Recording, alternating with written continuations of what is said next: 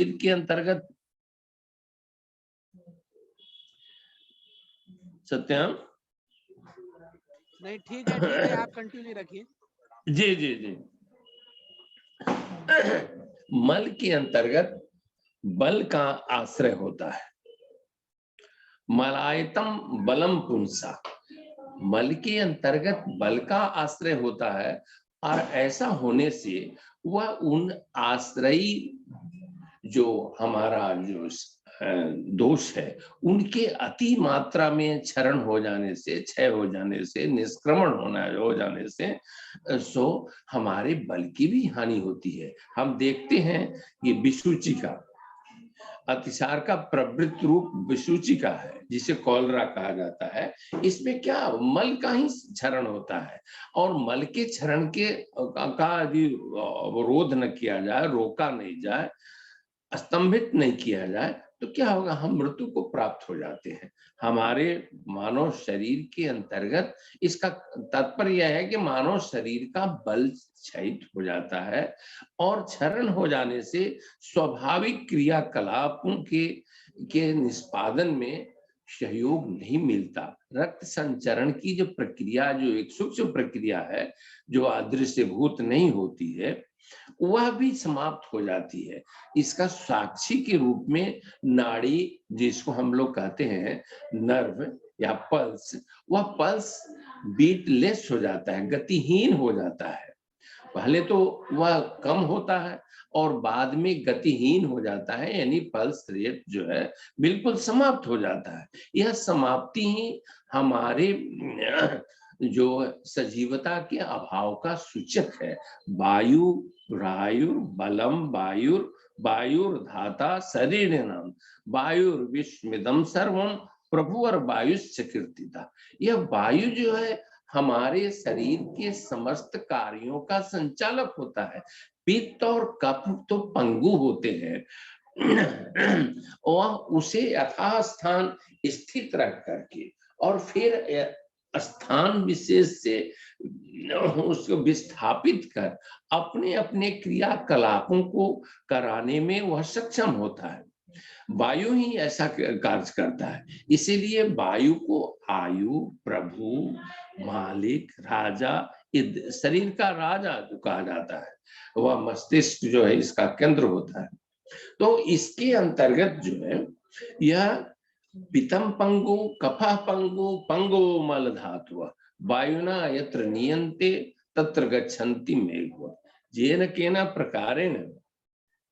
यह मेघ, आकाश आच्छादित मेघ जो है वायु के नियंत्रणाधीन होकर के वह यत्र तत्र प्रभ्रमित होकर के, विस्थापित होकर के वर्षा कराने में सक्षम होता है। उसी तरह से मानव शरीरस्थ वायु जो है वह शेष दोषों को, चाहे मानसिक दोष रज और तम हो या शारीरिक दोष पित्त और कफ हो, उनको भी यथास्थान यथा कार्यों को निष्पादन में सहयोग कराता है। और जब हमें उस कार्य में वृद्धि देखी जाती है, जो विकृति का सूचक बन जाता है, ऐसी स्थिति में उसको रोकने का प्रयत्न किया जाता है। जो चिकित्सा, जिस रोकने के क्रियाकलाप को हम चिकित्सा नाम से संबोधित करते हैं। और जब हम स्तंभित करने में सफल हो जाते हैं तो हम उस सक्रियता को जो निष्क्रिय करने में, स्तंभित करने में, कम करने में, आवश्यकता के अनुसार करने में सफल होते हैं। तो इसी में हमारी सिद्धहस्तता होती है। तो वायु जो है वह मानव शरीर के अंतर्गत विविध प्रकार के प्रकारों में, मुख्य रूप से जैसे हमारे वैदिक संहिताओं में नाग, कूर्म, क्रिकर, देवदत्त, धनंजय, ये संज्ञाएं उल्लिखित मिलती हैं। लेकिन आयुर्वेद वाङ्मय के अंतर्गत प्राण, अपान, समान, व्यान तथा उदान, ये अलग अलग अधिष्ठित होकर के अलग अलग हमारे क्रियाकलापों को संपादित करने में वह मदद करती है। और ये उनकी विकृतियां जब होती हैं तो तत्जन्य विकृतियां जब उत्पन्न होती हैं, जैसे हमें प्राणवायु जो है वह हृदय के अंतर्गत हृदय प्राण गुदे अपाना समान नाभि मंडले उदान कंठ देशस्थो ब्याना सर्व शरीरिका। इस तरह से यह अंग विशेष के अंतर्गत अधिष्ठित होकर के भी वह अंग विशेष के कार्यों का निष्पादन करते हैं। जब ये निष्पादन में एक बाधा, इन कार्यों के निष्पादन में बाधा उत्पन्न होती है, तो उन बाधाओं की दूर करने हेतु हम उन स्थानिक वायु प्रकार को बढ़ाने का या घटाने का कार्य करते हैं। ये जो हमारी चिकित्सा के द्वारा ही संभव होती है। जैसे हम अधिक बोलते हैं, अधिक गाते हैं, अधिक जो जोर जोर से गरजते हैं, तो ऐसी स्थिति में हमारे यहाँ स्वरभंग की संभावना संभाव्य होती है। जब स्वरभंग हो जाता है तो स्वरभंग के अंतर्गत वह स्वरभंग कारक बात के साथ कफ का आविष्टन होता है। अब उस कफ का आविष्टन में हमारे पित्त की निष्क्रियता होती है। इस तरह से जड़ जो है, हम पित्त की पित्तात् पित्तम जो कहा गया है, वह पित्त जो है, जब वह एक अग्नि का सूचक है, अग्नि ही है, और अग्नि जो दोष कफ दोष को परिपाचित करता है, परिपाचित जब कर लेता है, तब वह कफ से आवेष्टित जो अंग विशेष है, जैसे स्वर यंत्र है, नासा है, नासा नलिका है, उसके हमारे जो फुफ्फुस है, जो हमारे स्वर के उद्बोधन में जो प्रकटीकरण में सहायता करते हैं, उनका आविष्टन को हम लोग अनाविष्टित कर देते हैं। यह अनाविष्टित क्या होता है? यह दोष विशेष के पाचन, यानी कफ दोष की अधिकता के चलते भी आविष्टित होते हैं। कफ की मात्रा जो स्वाभाविक मात्रा है, प्राकृतिक मात्रा है, उससे बढ़ जाती है, तब हम स्वर भंग के शिकार हो जाते हैं। हमारे स्वर के अंतर्गत जो उत्पद्यमान वर्ण है, उन वर्णों में दोष आ जाता है।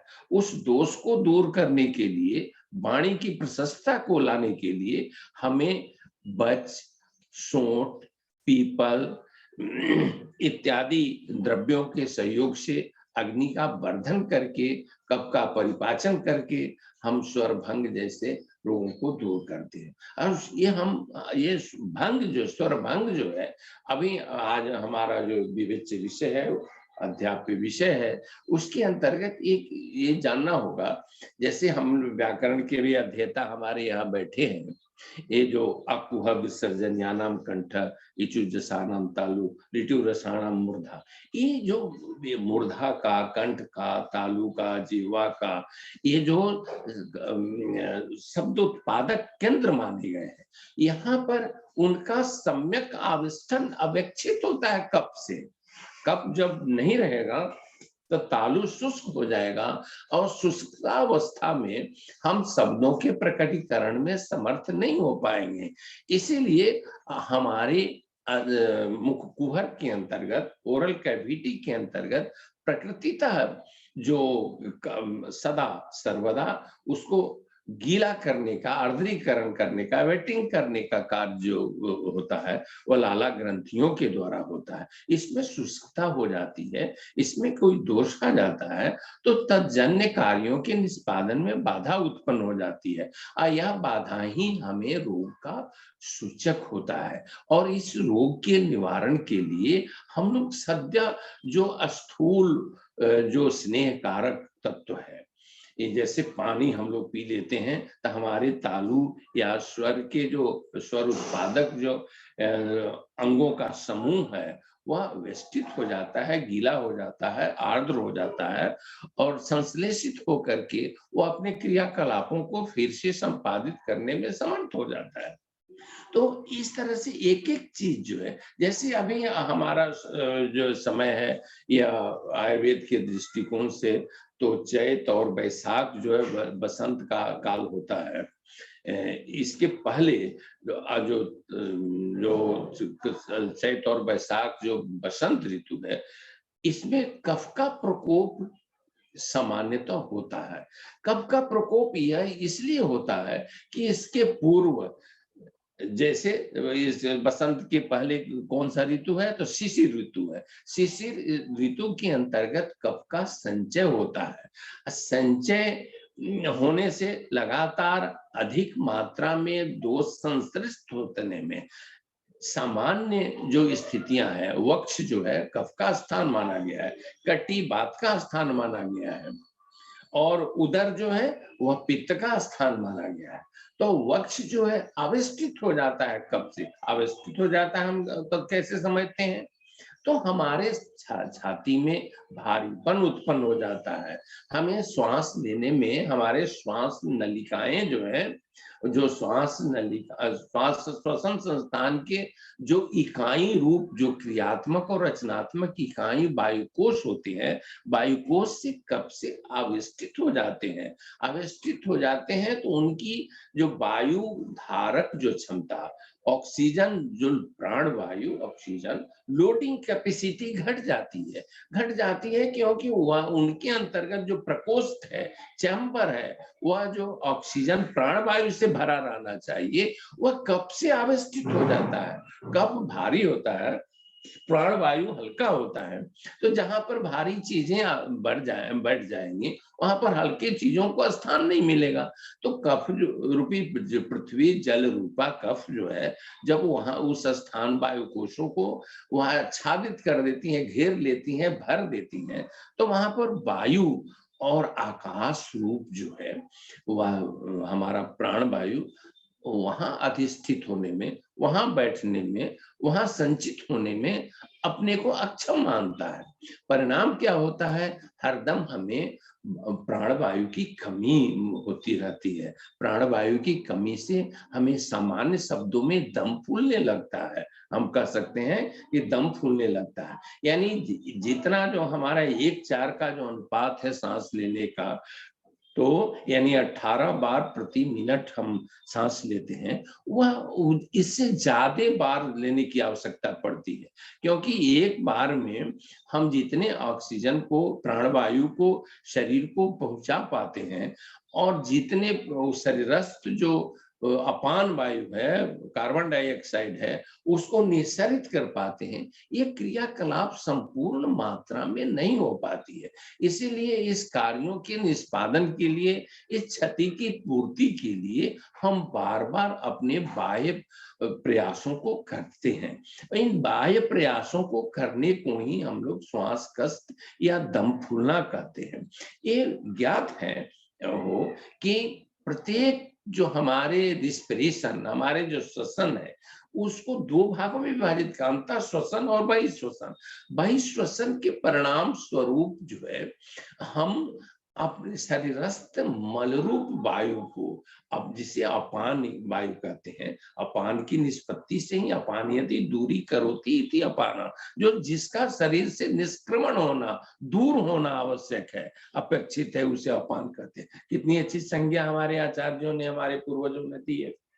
तो उसी तरह से प्राण वायु जो जब हम ग्रहण करते हैं, प्राण वायु का पर्यावरण से हम जब अपने शरीर के अंतर्गत ग्रहण करते हैं, तो उनका जो सार्थक, उनकी जो संज्ञा होती है या सार्थकता उनको जो होती है, जब तक हमारे एक एक कोष के अंतर्गत वह जा करके वहां श्वसन की प्रक्रिया को संपन्न नहीं कर लेते, हमें प्राण प्रीणन करने में समर्थ नहीं होते हुए, तब तक हमें शक्ति का, बल का संचार नहीं हो सकता, हमारे आंतरिक क्रियाकलापों का संचरण नहीं हो पाता, निष्पादन नहीं हो पाता, और हम तत्जन्य अभाव की अनुभूति करते हैं। और अभाव की अनुभूति के साथ ही उनके क्रियाकलापों में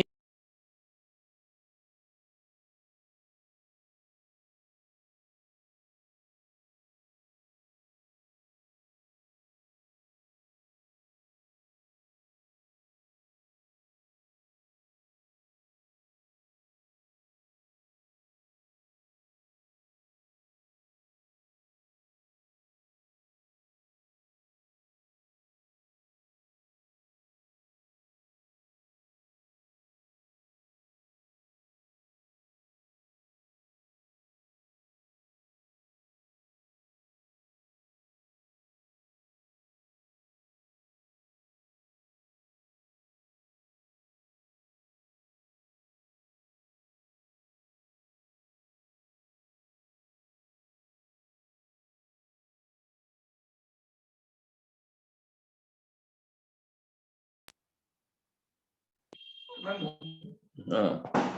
जी जी, हाँ ठीक है जी जी, सुनाई पड़ रहा है। जी जी जी, क्रम भंग हो जाता है जी। दूसरी बात, एक कास जो हमारे यहाँ एक रोग है जिसे सामान्यतः खांसी कहते हैं, कफ कहते हैं, इसमें कास के बारे में हमारे आचार्य ने बताया। अभी हम श्वसन संस्थान की चर्चा कर रहे थे, तो ये हमारे स्वर के, हमारे अंतर्गत जो नासा और मुख गुहा, ये दोनों गुहाएं हैं, ये गुहाएं हम हमारे शब्दों को, स्वर को, शब्द को ये उत्पन्न करने का कार्य करती हैं। इनका एक अपना स्वरूप होता है। इस स्वरूप के अंतर्गत में जो आई बाधा जो होती है, जो होती है, उसे ही कास कहते हैं। यह कास एक झंकार शब्द होता है। जो हम लोग किसी धातु पर, खास करके कांसा, तांबा, पीतल इत्यादि धातुओं पर जब बर्तन पर किसी तरह के आघात करते हैं, किसी तरह का प्रहार करते हैं, तो उससे जो ध्वनि उत्पन्न होती है, उसी तरह से हमारे स्वर यंत्र के अंतर्गत, हमारे वायुकोश से लेकर के नासा गुहा और मुख गुहा के अंतर्गत तरह तरह की उद्वेग उत्पन्न होते हैं, कंपन होती है, और वह कंपन उद्वेग जो है विकृति जन्य होते हैं। इसे ही कास कहते हैं। यह जो है कस्ती इति कासा, चाहे कासनाथ कासा, इस तरह की निष्पत्ति हमारे शास्त्रों के अंतर्गत दी गई है। यह पंच प्रकार के होते हैं, पंच प्रकार इसके बतलाए गए हैं। यह बहुत सारे रोगों की, यह तो एक स्वतंत्र रोग भी है और बहुत सारे रोगों का लक्षण भी है। तो कश्चिद रोगो रोगस्य हेतुर्भूत्वा प्रशाम्यति न प्रशाम्यति चापन्यो हेतुत्वं कुर्ति अपि च। एक सिद्धांत है कि कुछ लक्षण जो है रोग विशेष को उत्पन्न करने के पश्चात स्वतः शांत हो जाते हैं, लेकिन कुछ है कि प्रधान रोग को उत्पन्न करने के बाद भी स्वयं में बने रहते हैं।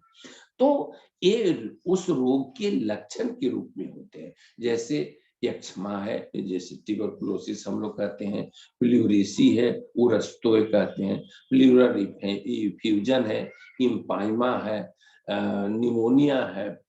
इस तरह से बहुत सारे जो श्वसन संस्थान के रोग हैं, जिसमें कास जो है एक लक्षण के रूप में, प्रधान लक्षण के रूप में या गौड़ लक्षण के रूप में बना रहता है।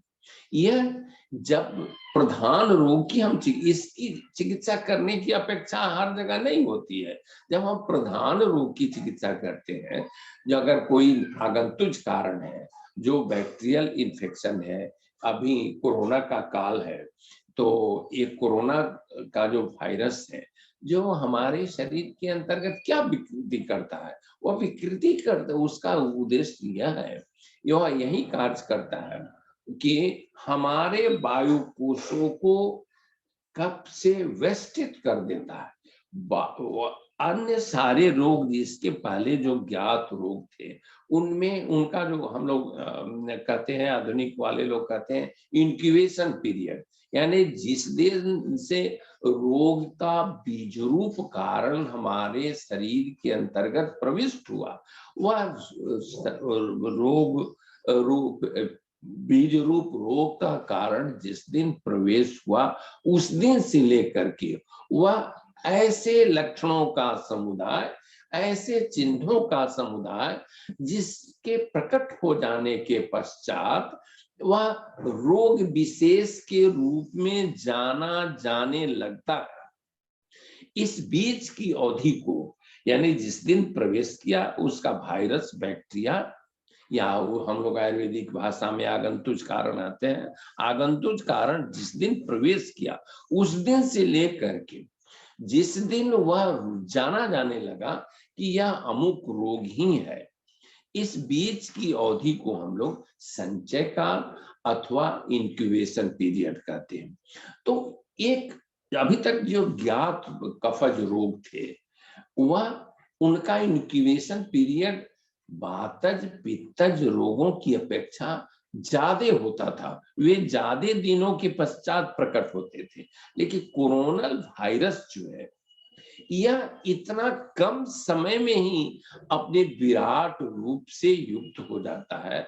हमारे दोनों फुफ्फुसों के करोड़ों वायु कोषों को इतना जल्दी अपने कप से आविष्टित कर देता है, जकड़ लेता है कि उसमें वायु विनिमय की प्रक्रिया की संभावनाएं बिल्कुल समाप्त हो जाती हैं। यही कारण है कोरोना के प्रवृत्त अवस्था में आ जाने के पश्चात अचिकित्स्य हो जाता है, असाध्य हो जाता है। तो इस तरह के बातों को हम लोग रोग को और दुश्मन को, अविद्या को कभी कम नहीं समझना चाहिए। प्रारंभिक अवस्था में ही हमें ज्ञात हो तो उसको मार देने का, उसे समाप्त करने का, उसे बाहर करने का प्रयत्न करना चाहिए। इसके लिए हमें तरह तरह की जो है, जो हमारे जो घरेलू चीजें हैं, बड़ी आहार की जो योजना की गई है, इन योजनाओं के अंतर्गत जो भी सामग्रियां, जो भी संगठक योजित है, वे ही इन सामान्य जो विस्थापन का, सामान्य विकृतियों के विस्थापन का या विकृतियों के कारक कारणों के विस्थापन का कार्य करते हैं। जैसे हम रोज दिन आहार द्रव्य के अंतर्गत सोंठ, पीपल तो नहीं लेते हैं, लेकिन मरीच लेते हैं, मिर्चाई लेते हैं। इनकी एक स्वाभाविक ऐसी गुण धर्मिता है, जिन गुण धर्मिता के आधार पर मानव आहार को संपूर्ण आहार प्रदान करते हैं और आभ्यंतरीय संरचनाओं के तथा क्रियाकलापों के सम्यक संचालन में उत्पद्यमान बाधों को विस्थापित करने का अहरनिश प्रयास करते रहते हैं। इतना ही नहीं, हमारे जो एक्सक्रीशन का, जो स्वाभाविक निष्क्रमण का कार्य होता है, उनमें भी बाधा उत्पन्न नहीं करते, बल्कि सहायता करते रहते हैं। तो अग्नि जो है, नरते देहम कपादस्ति न पिता न च मारुता, यानी यह मानव शरीर के अंतर्गत जो है, न पित्त के बिना है, न वात के बिना है, न कफ के बिना है। सबका सम्यक संयोग जो है वह आवश्यक है। और यह आवश्यक इसलिए है कि ये सभी अपने क्रियाकलापों के द्वारा मानव शरीर की संरचनात्मक और क्रियात्मक स्थितियों को यथाशक्य वह मजबूत करते रहते हैं। वह उन्हें सक्रियता में उत्पन्नमान बाधाओं के से सुरक्षा प्रदान करते हैं। यही कारण है कि हमारे जो हितभुक और मितभुक, ये जो जितना अधिक हम बोलेंगे उतना ही हमारी प्राण शक्ति का क्षय होगा। जितना अधिक हम खाएंगे, हम समझते हैं कि अन्न खाते हैं, अन्न नहीं वो प्राण, इस आधार पर अन्न प्राण, लेकिन हमारे विद्वानों ने, विचारकों ने यह भी कहा कि अतिशय मात्रा में यदि हम अन्न का, आहार का ग्रहण करते हैं तो वह हमारे जो प्राण रूप है, जैसे हमारे मुख कुहर के अंतर्गत जो है सलाइवा है, लार ग्रंथि है, हमारे आमाशय के जो पाचक रस है, हमारे बृहदांत्र के जो पाचक रस हैं, हमारे जो अग्न्याशय के जो पाचक रस हैं, उनका भी भक्षण अधिक मात्रा में करते हैं। तो एक दूसरी विद्वानों ने एक दूसरी निष्पत्ति गढ़ी कि प्राणा भक्षति ज स अन्नम, अन्न जो है स्वाभाविक मात्रा में एक जो प्रायोजित मात्रा है, उसमें तो हमारे प्राण का प्रीणन करते हैं, वह प्राण का संचरण करते हैं, प्राण का नियामक है। लेकिन अतिशय मात्रा में यदि हमारे द्वारा भक्षित होते हैं तो हमारे शरीरस्थ जो प्राण है, प्राण नियामक जो तत्व हैं, उनका ही ये भक्षण अधिक मात्रा में कर लेता है और हमारे प्राण का, वह प्राण के बदले, वह हमारे प्राण प्रीणन के बदले प्राण भक्षण का कार्य करता है। तो अन्नैव प्राणा अप्राण भक्षति सह प्राण सह अन्नम, इस तरह से भी हमारे यहाँ कहा गया है। तो मात्रात्मक स्थिति में, यानी जो प्रायोजित मात्रा है, संतुलित मात्रा है, सम्यक मात्रा है में ही आहार भक्षण हमारे लिए आवश्यक है। और ये ऐसा न करने से वह विविध प्रकार के विकारों से शरीर जो है युक्त हो जाएगा और मानव शरीर की आयु जो भी हमारी घट जाएगी, कम हो जाएगी। न तस्य रोगो न जरा न मृत्यु प्राप्त योगाग्निमयम शरीर, यह श्वेताश्वरोपनिषद का वाक्य है कि जो जिसकी अग्नि जो है तीव्र है, अग्नि जो है वह सुरक्षित है, अग्नि जो नियमित है, अग्नि को विकृत करने का कोई कार्य क्रियाकलाप नहीं किया जाता है, अर्थात तो वह हितकारी भोजन करता है और मात्रात्मक भोजन करता है। जितनी मात्रा में जो आहार के तत्व अपेक्षित हैं उतनी ही मात्रा में लेता है। जल जितना पीता है, न तो बिल्कुल जल नहीं पीता है और नहीं बिल्कुल बहुत अधिक पीता है, तो दोनों हानिकारक है। न पीना भी हानिकारक है, बहुत अधिक पीना भी हानिकारक है। इसी तरह से मात्रात्मक जल का भी धारण करना चाहिए। मल का निर्हरण आवश्यक है, अनिवार्य है, लेकिन अत्यधिक मात्रा में मल का निर्हरण होने लगे तो हमारे विकृति का सूचक है। तो न तस्य रोगो न जरा न मृत्यु प्राप्त योगाग्नि, जो हमारी योगाग्नि है, योगाग्नि यानी जितनी मात्रा में अग्नि जो है अपेक्षित है उतनी मात्रा में उनके लिए भक्ष्य चीज है। जैसे हम लोग रोज दिन आहुति करते हैं, अगर हमारे शाकल्य बहुत मात्रा में एक ही बार दे दिया जाए तो अग्नि बुझ जाएगी, और थोड़ी थोड़ी मात्रा में दी जाए अग्नि प्रज्वलित हो जाएगी। वह हव्य जो है पर्याप्त मात्रा में वह दहन होगा और वह दहन होकर के हमारे पर्यावरण की शुद्धि का कारण बनेगा।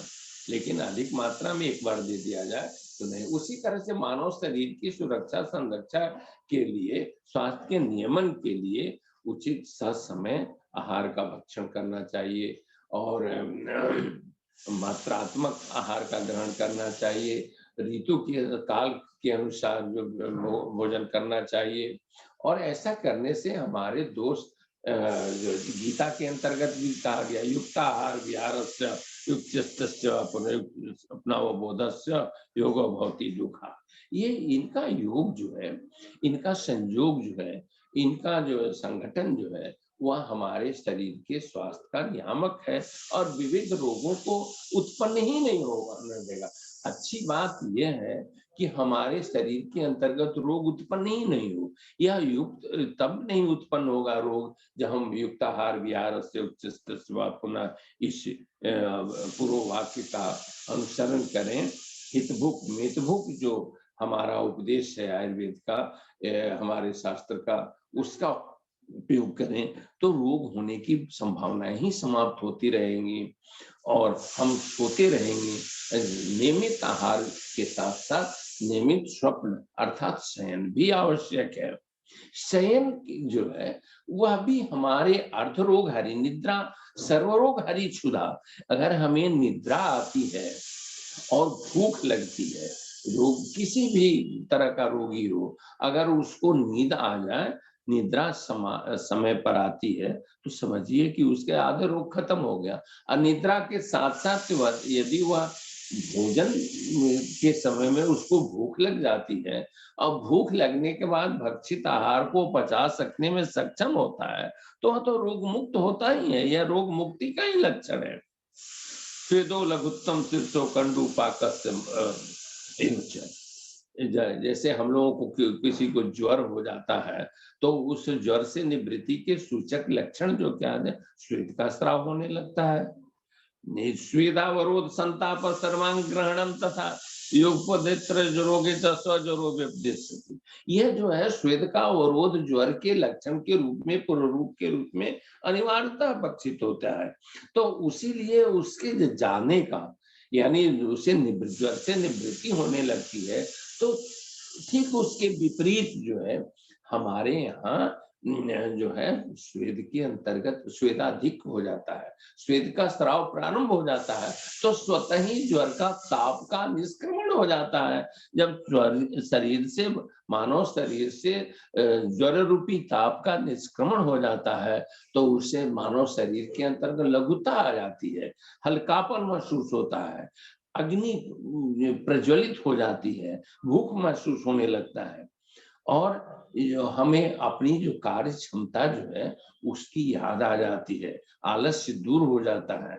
अग्नि के प्रवृत्त होने से वह शरीरस्थ अग्नि, जब बहिरस्थ होने का परिणाम जो है ज्वर होता है, तो वह बहिरस्थ अग्नि कोष्ठस्थ हो जाती है। अस्थानान्यामाग्नि पक्वानाम मूत्रस्य रुद्रस्य धुंडुका फुस्फुश्चैव कुष्ठेति विदिते। तो ये मानव शरीर एक, ये जो पाचन संस्थान है, वह एक तरह का कोष्ठ है, एक तरह का चैम्बर है, उसी के अंतर्गत ही पाचन प्रक्रिया संपन्न होगी। पाचन प्रक्रिया जब संपन्न होगी, तब हमारे यहाँ बल प्रदायक रस का उत्पन्न होगा, रस की उत्पत्ति होगी, और रस की उत्पत्ति होगी तो रसागरक तंत्र तो मांसा मांसान में प्रजायते, में तो अस्थि तो मज्जा मजज्ञ सुकृत जायते। ये सब जो क्रम है, एक एक क्रम से बनते रहेंगे, शरीर का स्वस्थ सामान्य रहेगा, न स्थूल होगा न कृश होगा, और स्थूलता और कृशता से जब रहित होगा, तब तो वह शरीर स्वस्थ युक्त होगा, मानव शरीर, और वह विविध प्रकार के विकारों से दूर होगा। और यही हमारे समदोषा समाग्निश्च समधातो मलक्रिय प्रसन्नात्मेन्द्रिय मन स्वस्थ विधि थे। उसी तरह से चरक ने, ये सुश्रुत के 5वें अध्याय का श्लोक है, चरक ने भी सिद्धि स्थान के अंतिम 84वें श्लोक के अंतर्गत बताया, सत्व लक्षण संयोग और भक्ति साध्य तंक निर्विध तथा आरोग्य लक्षण। यह आरोग्य क्या मानव शरीर के आरोग्य का सूचक है। तो ये विविध प्रकार की जो विकृतियां हमारे मानव मन तथा तन को ग्रसित करती हैं, वो विविध प्रकार के क्षयों को से ग्रसित करती हैं, उनको दूर करने के आहार या दो तरह के हेतु, व्याधि विपर्यस्त विपर्यस्त कारणिम असाधान विहारणाम उपयोग सुखाम। सो इस साथ में और असाथ में, ये कभी कभी ऐसा देखा जाता है कि कुछ लोग ऐसे भी होते हैं जो शरद ऋतु में, जाड़े के समय में भी, जो हम लोग कहते हैं कफ के संचय का काल होता है, तो उसमें भी